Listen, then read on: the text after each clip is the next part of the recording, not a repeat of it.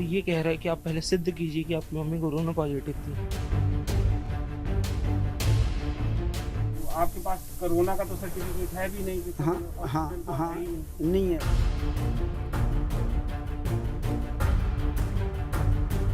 अभी तक कोई मुझे सर्टिफिकेट नहीं मिला है, डेथ सर्टिफिकेट।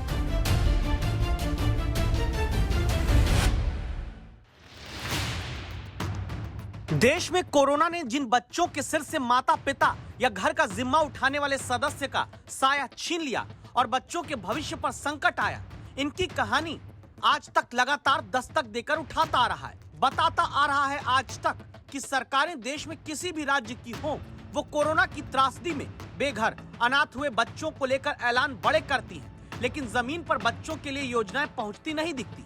सरकारें बच्चों के अधिकार तक कैसे छीनती हैं, इसका सच सुप्रीम कोर्ट को भी पता चला है। सुप्रीम कोर्ट ने आज एक मामले की सुनवाई करते हुए पूछा कि जब सरकार 645 बच्चों पर अलग अलग योजनाओं में 10 लाख रुपए खर्च करने की बात कहती है, तो राष्ट्रीय बाल अधिकार संरक्षण आयोग 1 साल के भीतर अनाथ हुए बच्चों की संख्या 6,855 बताता है।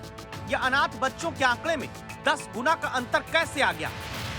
सुप्रीम कोर्ट में assistant solicitor general Aishwarya Bhati ने यह कहा कि वो सरकार से और उस एजेंसी से यानी आयोग से दोनों से पूछ कर ये बताएगी, उनसे निर्देशन लेगी और उसके बाद ये बताएगी कि आखिर ये अंतर कैसे आया, कहाँ गफलत थी, क्या हुआ।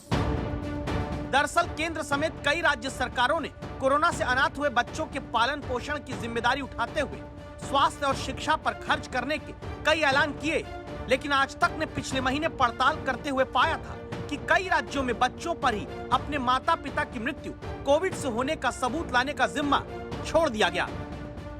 अगर उसमें कोरोना नहीं लिखा रहेगा जो हमें नगर निगम भोपाल ने दिया गया है, तो जो सरकार योजनाएं बना रही हैं कि 1 लाख देंगे, 5,000 पेंशन देंगे, तो वो उसकी लाभ नहीं मिल पाएगा क्योंकि वो कोरोना सिद्ध नहीं हो पाएगा। संभव है कि इसी कारण सरकारी आंकड़ों में अनाथ बच्चों की संख्या के भीतर 10 गुना का अंतर दिखा और अब सुप्रीम कोर्ट कहता है कि हम लगातार जोर दे रहे हैं कोरोना के संकट में अनाथ हुए बच्चों के लिए योजनाओं पर फौरन अमल किया जाए।